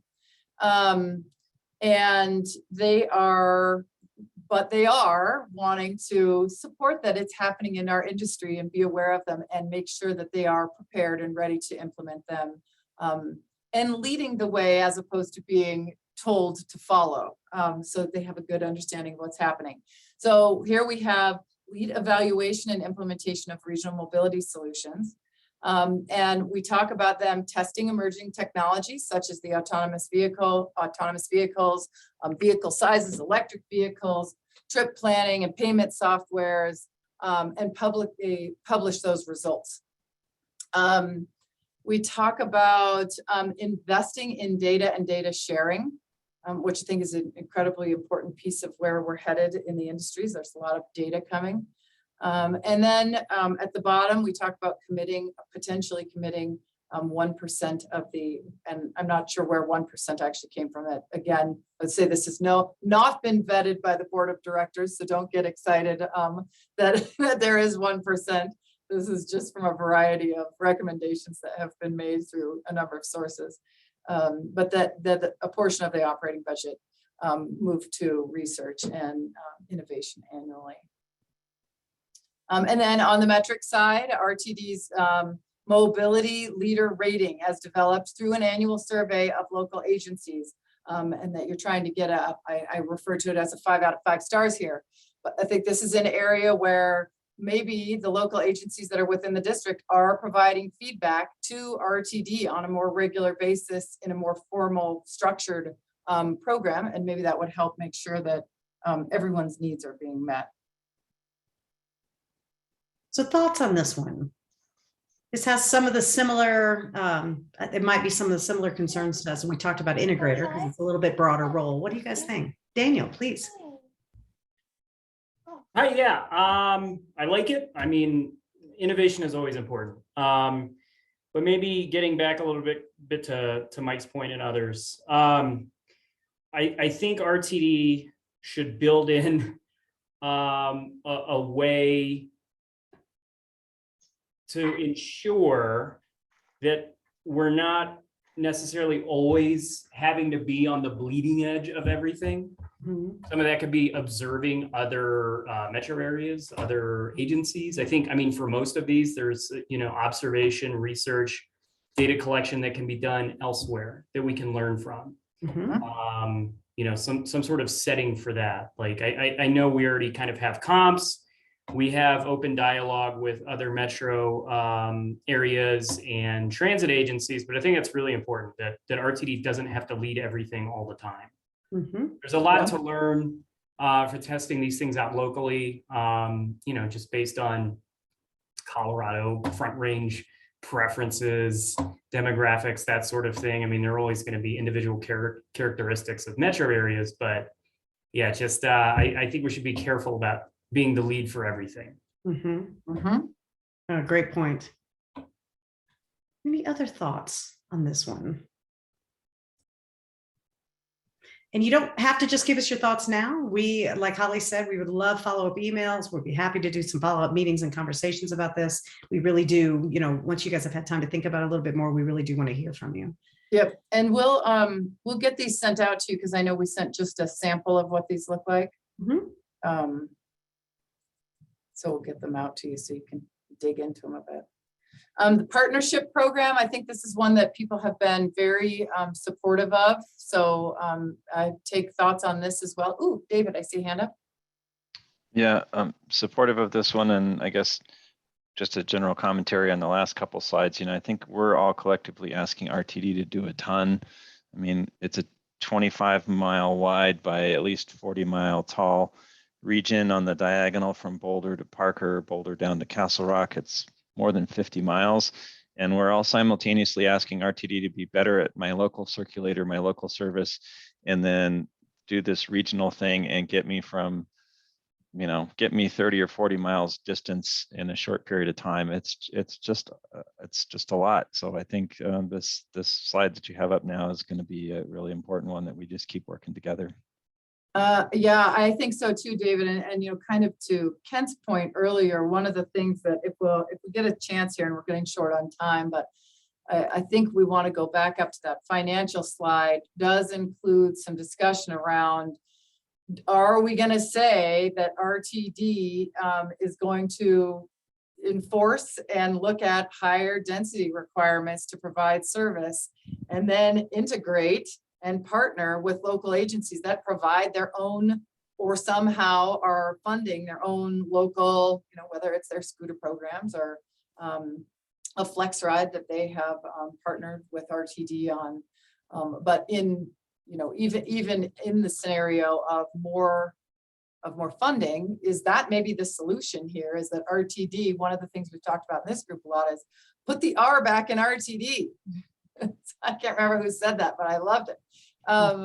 And I think there's a lot of merit to that and let RTD focus on that and being really good at that. Hugh Lang?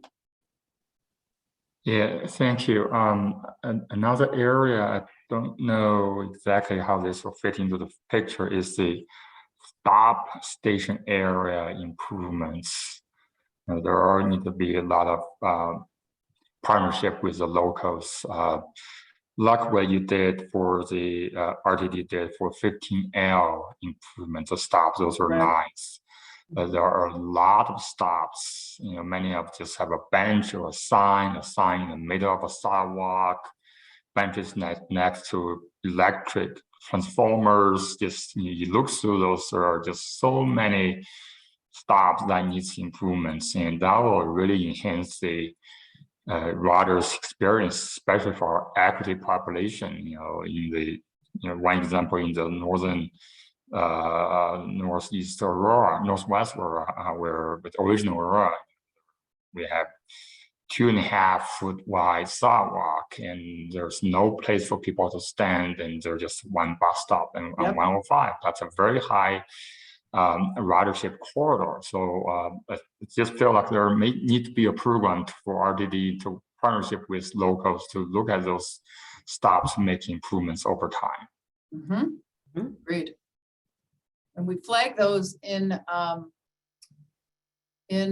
providing the service, but they would absolutely be here in partnerships as well. Absolutely. Other thoughts on partnerships? This is one we've certainly gotten a lot of feedback on. Any other thoughts and questions on this? I'm going to move and see what have we not. Oh, this is another one that I thought would be a good one to touch on, Julie. Oh, David? Yeah, on the partnerships, I'll just raise sort of a global policy question. If local jurisdictions are adding money, buying up service, I think that's an easier proposition for the whole region. If local jurisdictions are asking to withdraw regional funds from RTD and say we're going to do it ourselves, I think that's a different proposition. Neither one necessarily improves or degrades the region, but we just need to have good agreements for how we're going to do that so that it doesn't become a free-for-all. That's a good point. Mike? Yeah, I think to build on what David was just talking about, local players or some other parties bringing something to a true partnership. This idea that RTD is in charge and they're going to do a grant and you get to apply, it creates a subservient role, which is not what a partnership is. So I actually think if we really mean partnerships, then we mean equals. And so Denver's going to bring some cash to the table and RTD is going to bring some stuff to the table, and they're equals. And they don't make each other apply for something. You sit down at the highest levels and negotiate an agreement where you are partners and you are equal in something. That's what this should look like. Not RTD is going to hand out some money and have somebody be subservient to them and then test whether they did the right thing and ding them if they didn't fill out the form. Like, that's not what partnership should look like.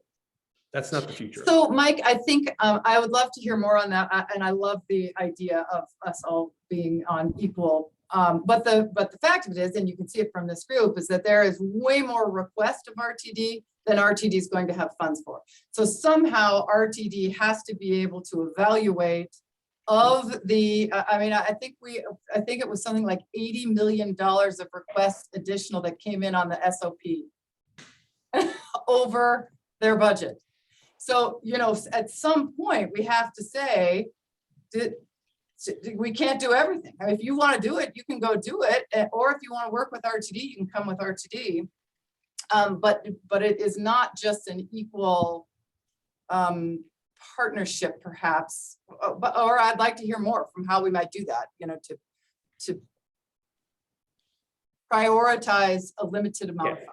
I just think that's a different thing than RTD has a small bucket of money relatively and just going to make people compete for it. That is a subservient relationship, and that's a different thing. I don't think that's a partnership. Okay. I think So- that's serfdom. I think that's that's a So maybe just referring to it as the grant program, and the partnership continues to be something like RTD providing technical expertise and support in that manner, and maybe that's more of a partnership. But I hear what you're saying. I appreciate that. Okay, let me go back here and see if there's any. I did want to touch on this, and we've literally got 2 minutes left together. This discussion about being an active regional partner in supporting mobility and state climate action goals. This is one that has come up a ton, where we want to know, people are asking, we want to know what RTD is doing to help achieve these greenhouse gas goals and the discussion that's happening across our state. So we have identified providing sustainable mobility options and seeking to reduce environmental impact. So we talked about lead development of transit-focused recommendations to support those climate actions, that RTD should have a role in that. Work with the communities in the district to encourage transit supportive growth, and this is a bit to what you spoke of, Mike, earlier. Incorporate lead practices into facility, station, and stop design and construction, and then transition to a zero emission fleet. And then the metric here, we put this as vehicle miles of travel with a decrease in per capita, but it's kind of funny because this doesn't quite match like what you're doing on the left side, but I mean, that is ultimately what you're trying to do, right? Get people out of their cars, get them to do something else, so. Any thoughts on this one? I know we're almost out of time here. I know, Sarah, you had a comment, if you wanted to throw that in before we wrap up. Sure, I'll make a quick comment about the partnerships. Just think something to keep in mind with these partnerships is when RTD approaches communities with this, that RTD is giving a reasonable amount of service for the sales tax contributions that each of the communities are giving to RTD. So I think that needs to be in consideration with the SOP and the mobility plan for the future. I think it will be hard to come to the table for some communities if they don't feel like already going into this, that the communities are giving a significant proportion of their revenues, and more is needed if we needed to support additional service. So just something to keep in mind. Great, thank you. Well, Holly, we're about out of time. All right. So I think we need to get these slides out. I'd love a line by line review in all of your free time that you have. But we really would appreciate that feedback. Julie, want to take us through next steps and wrap this up? So our next big milestone is going to the board. We're doing a board study session on June 15th. And so that's really going to be an opportunity for us to review a lot of these same strategies and provide some of your feedback to the RTD Board of Directors. Then we'll be coming back with you guys at the end of June to talk a little bit about what we heard from the board and sort of wrap this up, sort of next steps. We will be going in the July timeframe for final approval of the SOP. We are not looking for a formal blessing from the board on the mobility plan for the future. We're looking we're going to accept it. They're going to provide input, and it's going to really lay out steps forward for the agency. Obviously, we're not going to resolve all this in the mobility plan for the future today. So with that, like I said, we really appreciate your feedback. We are going to the board on the 15th. Anything you can provide to us before that time would be super helpful, because we really do want to factor in your feedback into how and what we present to the board in June. With that, any last questions? Anything before we wrap up? We really appreciate everybody hanging in there with us. Thank you so much. Julie, on the last slide, the August timetable for the final meetings also seems like a good transition time to the sub-regional service councils. Okay, great. Yeah, good point. Mhm. Absolutely. Right. Well, everyone have a wonderful evening. Thank you very much. Please do take a look out for these slides and give us your thoughts. We would love to share any of your considerations with the board. So thank you so much. All right, thanks, everybody. Bye.